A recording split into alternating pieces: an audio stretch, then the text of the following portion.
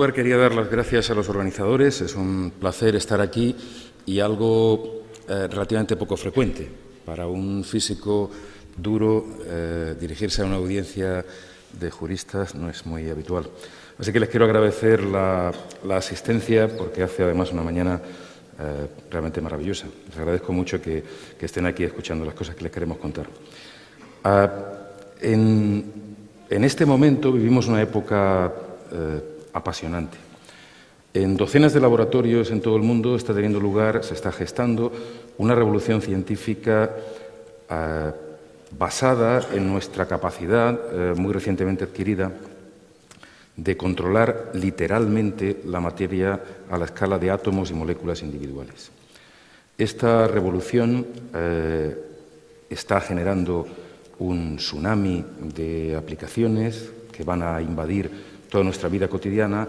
Las primeras de estas olas están llegando en este momento a la playa y ya tienen un impacto directo en nuestra vida, pero en el inmediato futuro la nanociencia, que es el punto en el que converge por primera vez en la historia la física, la química, la biología, la medicina, la ingeniería, va a cambiar drásticamente nuestras vidas.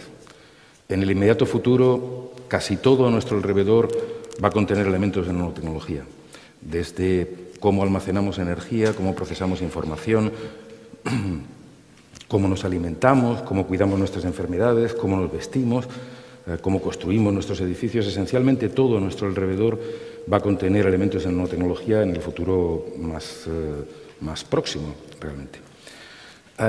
¿Qué es, en detalle, por qué se llama esta cosa nanociencia y sus aplicaciones nanotecnología? Porque se refiere a tamaños muy pequeños. Un nanómetro es 1/1000ª de milímetro, que es un tamaño inconcebiblemente pequeño. Porque se hagan una idea, hay la misma relación de tamaño aproximadamente entre un objeto de tamaño de un nanómetro y un balón de fútbol que entre un balón de fútbol y la Tierra. Así que hablamos de objetos inconcebiblemente pequeños. Hace unos años fuimos capaces de desarrollar instrumentación que, como digo, por primera vez nos abrió las ventanas de este nanomundo, nos permitió ver átomos individuales, cada bolita de estas de color amarillo, falso color amarillo, naturalmente no es que tengan color amarillo en la realidad, es un átomo de silicio de la superficie de un cristal con los que se hacen los transistores de los ordenadores. Así que por primera vez el viejo sueño de que la cosa todo consiste en átomos, teníamos la capacidad de verlos, ver moléculas individuales compuestas de unos pocos átomos, por cierto, en este caso en la superficie de grafeno, que es uno de los flagship europeos a los que se refería antes Pedro. En realidad, esta capacidad nos lleva a poder literalmente mover átomos, cortar moléculas por un trozo y literalmente hacer esencialmente casi lo que deseemos con la materia, digamos, a esta escala. Bien, estas cosas que se están mostrando aquí, cada uno de esos bolitas es un átomo, se pueden manipular, se pueden mover y colocar donde uno desee. Esto esencialmente no vale para nada, es un juego, solo para demostrar la capacidad que tenemos de controlar la materia, pero hay montones de cosas que sí que tienen aplicaciones directas ya en este momento. ¿Y por qué estas cosas pequeñas tienen tanto interés práctico? El mensaje principal es porque el tamaño importa y las cosas muy pequeñas tienen unas propiedades drásticamente distintas de las mismas cosas más grandes. Por ejemplo, todos sabemos que el oro es amarillo. Bueno, es amarillo mientras el trozo de oro sea suficientemente grande. Cuando es suficientemente pequeño, tiene todo ese rango de colores que ven en esas disoluciones que hay ahí. Partículas, nanopartículas de oro de tamaño muy pequeñito tienen esencialmente un color que está controlado por su tamaño y no por su composición química. Ya tenemos en el mercado productos a nuestro alrededor que tienen que ver con la nanotecnología. Por ejemplo, la cabeza lectora de los discos duros de todos los ordenadores que hay en este momento en el mercado, los que tienen en casa, los iPods, los iPads, los MP3, todo el tipo de dispositivos que tengan por ahí, su cabeza lectora está basada en un fenómeno que se llama magnetoresistencia gigante y es un sándwich, como si fuera un sándwich de jamón y queso, pero compuesto de capas de dos metales distintos que tienen literalmente 2 capas de átomos de espesor. Así que son membranas, si quieren ponerlo de esa manera, extremadamente delgadas. Se pueden fabricar, tienen unas propiedades estables en condiciones normales y las tenemos todos a nuestro alrededor. Hay muchas cosas que vienen ya en el futuro. Esto es un ejemplo, como la mayor parte de los ejemplos que les voy a mostrar en esta breve charla es parte del trabajo que se hace en el Instituto Madrileño de Estudios Avanzados en Nanociencia, el instituto este que tengo el honor de dirigir. Esto es un caso de un transistor, el primer transistor fabricado en España, es el tercero del mundo, fabricado con grafeno. Este material es un material bidimensional, una sola capa de átomos, tiene unas propiedades fantásticas, pero en particular en electrónica permite tener transistores que conmutan, que se encienden y se apagan con una velocidad brutal de terahercios, que es un disparate de frecuencia, que nos permite acceder a un rango de aplicaciones que nunca en el pasado hemos tenido. Tenemos la capacidad de, cuando desarrollemos plenamente, digamos, esta electrónica del terahercio, de detectar, es una radiación de muy poca energía, pero que pasa a través esencialmente de todo. De manera que podemos ver todo tipo de objetos opacos, desde armas escondidas hasta lo que quiera que sea, con montones de aplicaciones en medicina. Hace un tiempo, ya unos años, había una película que fue muy popular en su momento, que se llamaba Un viaje alucinante, en la cual un grupo de investigadores eran reducidos de tamaño, junto con un submarino, introducidos en el interior del cuerpo humano para reparar un derrame cerebral que le había ocurrido, digamos, por un accidente a un físico que era muy importante recuperar porque este señor tenía una fórmula maravillosa en su cerebro y había que curarle. Aquello era estrictamente ciencia ficción en aquel momento, bueno, sigue siendo ciencia ficción, obviamente, que vayamos a reducir a los humanos o a los submarinos a tamaños muy pequeñitos, pero algo muy parecido está a punto de ser realidad. Voy a describirlo muy brevemente, porque tiene que ver con uno de los campos en los que las aplicaciones de la nanociencia van a ser más rápidas y más tremendas, y en el que además la necesidad de encontrar regulación adecuada es súper urgente. Realmente es el campo de la nanomedicina, en la que hay múltiples aplicaciones, algunas de las cuales voy a tocar muy brevemente para no aburrirles mucho. Si alguien tiene interés podemos discutirlo en detalle.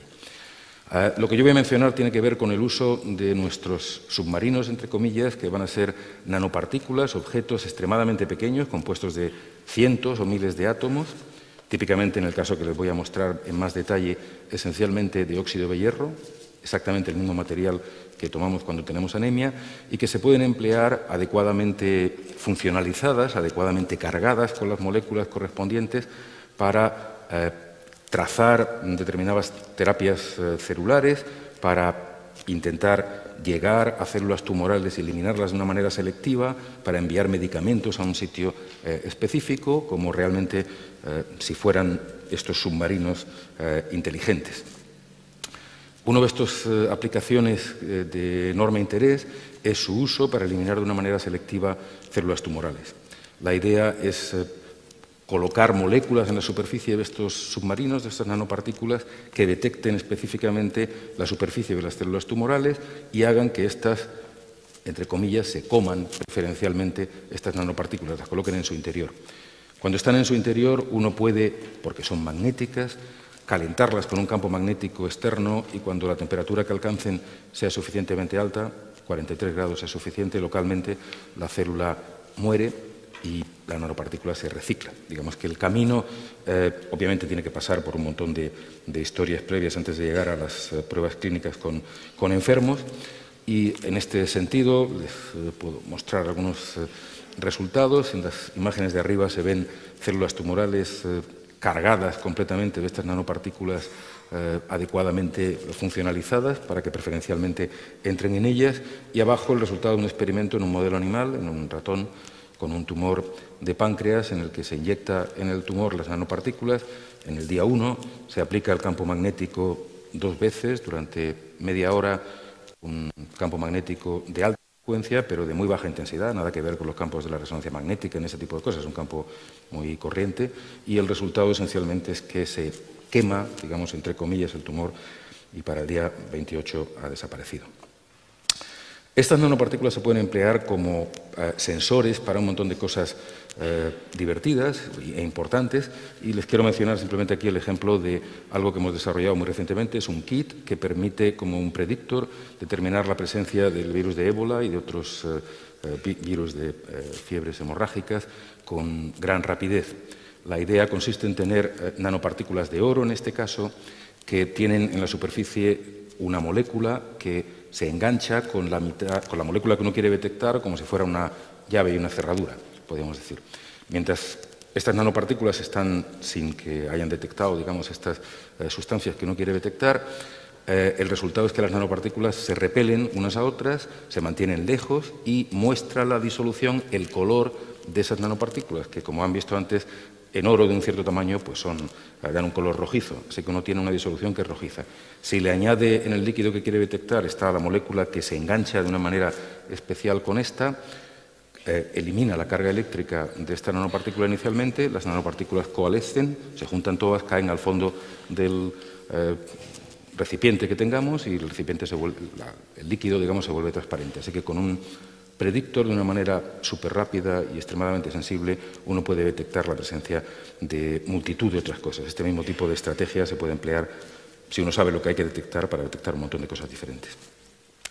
Así que muy rápidamente vamos a pasar en brevísimo periodo de tiempo de un momento referido al sector en el que estaba hablando ahora de la medicina, de una administración de fármacos de una manera tradicional a donde estamos ahora mismo con estos nanopartículas que hacen por el momento una función a la vez, pero nada impide imaginar y empezar a trabajar en ello, que ya estamos, colocar multifunciones en estas partículas, de manera que no solo puedan detectar lo que quiera que sea, sino suministrar el medicamento en el sitio adecuado o avisar al exterior, realizar cualquier tipo de intervención extremadamente sofisticada, lo cual nos aproxima realmente mucho a ese sueño de ciencia ficción de la película aquella basada en un guión de Asimov. Pero tenemos un problema obvio en todo lo que tiene que ver con la nanotecnología, es el hecho de que hace falta regular estos nanomateriales, qué propiedades tienen, hay que determinar qué cosas son o no son patentables dentro de este terreno. Por ejemplo, supongamos un medicamento que ya existe, que no es efectivo contra el cáncer, de lo que quiera que sea, en la formulación habitual. Pero uno cambia la formulación y lo coloca dentro de una nanopartícula, de manera que cuando llegue efectivamente al sitio que tiene que llegar es extremadamente efectivo. Es el mismo medicamento, es un medicamento diferente, es un dispositivo médico lo que hemos creado, qué tipo de regulación debemos hacer al respecto, y es urgente, a mi juicio, encontrar la manera de producir lo más rápidamente posible en nuestro país algún tipo de centro de certificación de nanomateriales que pueda contribuir a que el salto al uso práctico de muchos de estos descubrimientos no se encuentre, digamos, con barreras legales que impidan, digamos, en realidad su uso práctico. Bueno, tenemos probablemente ocasión de debatir o de que piensen ustedes al respecto en lo que sigue. Bueno, con eso en realidad quiero terminar la intervención en tiempo, espero, y obviamente estaré encantado de comentar con cualquiera de ustedes o sus preguntas aquí o más tarde en privado. Muchas gracias por su atención.